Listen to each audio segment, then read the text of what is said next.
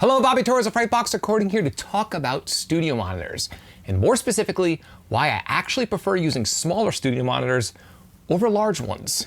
Now, people often ask me on whether or not they should upgrade their studio monitors to maybe bigger monitors, or maybe a higher end brand, or if they should add a subwoofer to their setup, primarily to improve the sound of their mixes. Now, the reason why I've decided to make this video is to share my story on how I came to my opinion and my conclusion on studio monitors. And hopefully it'll help shine some light on your available options that you have when it comes to monitor selection within your home studio. Now, up until around 6 years ago, I primarily mixed out of my actual studio. In other words, I didn't do any serious mixing out of my actual home studio, and the only gear I really had at home was a 2-channel interface and headphones. I'd primarily limit my audio-related tasks at home to editing. Sometimes I would start my mix at home, but I would always make my final decisions while working out of my studio with my larger pair of monitors and subwoofer.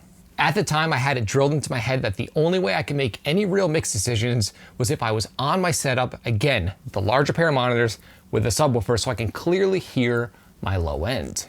And the one thing I used to struggle a lot with back then was getting my mixes to sound consistent across different playback systems. Even after mixing for many years and getting somewhat of a decent handle on low end, my mixes would often sound harsh in certain systems and scooped in other systems. They just weren't consistent. And after years of this, the conclusion I finally came to is that everything sounded awesome on my subwoofer monitor system. In other words, while I was mixing, almost every mix decision I made in my studio sounded great.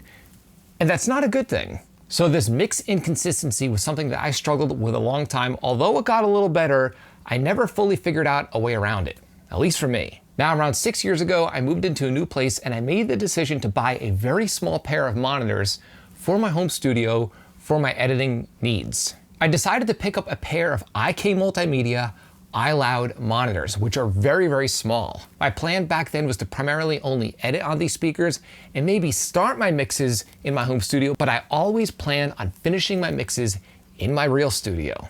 Now, I'm gonna be honest, when I first started doing this, I did not like it at all. Because the speakers were smaller, I always had issues dealing with harsh mid-range. But this turned out to actually be a blessing in disguise for me. I started finding out that once I got my mid-range right on these smaller speakers, my mixes were translating pretty well to other playback systems. The only real issue I was having at this point was that my low end was inconsistent because, again, I was using small speakers. So what I started to do was check my low end with a simple set of closed back headphones. And at this point is when something funny started happening.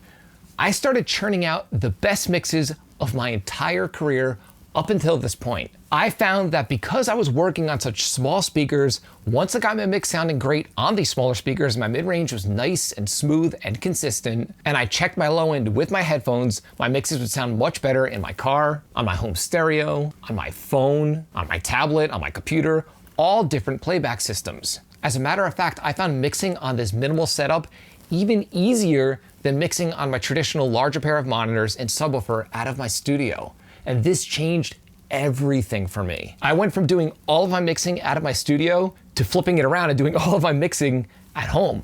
So starting around 5.5 years ago, I would do all of my recording out of the studio, and I would take my laptop home and do all of my final mixing and mastering on this dinky little home studio setup. Now, I know this might sound ridiculous, but after thinking about it, it kind of makes sense. If you've paid attention to professional mixers on any level, you've probably noticed by now that a lot of pro mixers use Yamaha NS10s. And we all know Yamaha NS10s are not great sounding speakers. But that's the beauty. Because they're so harsh and so revealing in the mid-range, pro mixers love mixing on them. They have terrible low-end reproduction, and they're not hyped at all. They are not pretty sounding monitors on any level. But with all of that being said, that's why so many pro mixers like mixing on them. If you get your mix sounding great on a pair of Yamaha NS10s, your mix is probably gonna sound pretty good on most playback systems. And I've even heard of mixers like Jordan Valeria checking their low end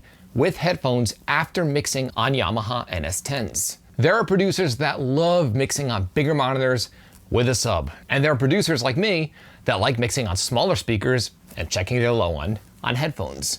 I just wanted to put this information out there just so you know that you have options at your disposal when it comes to monitor selection. Don't necessarily think that upgrading to some fancier pair of monitors is going to magically make mixing easier. I found that by downgrading my monitors, I actually started producing better mixes. I've even heard of some modern day mix engineers primarily mixing on headphones, which was like sacrilege 20 years ago. So at the end of the day, always remember there are no rules and just use what works best for you. And I simply wanted to share with you my story just so you knew that smaller monitors with a low-end headphone check is a way that you could potentially go.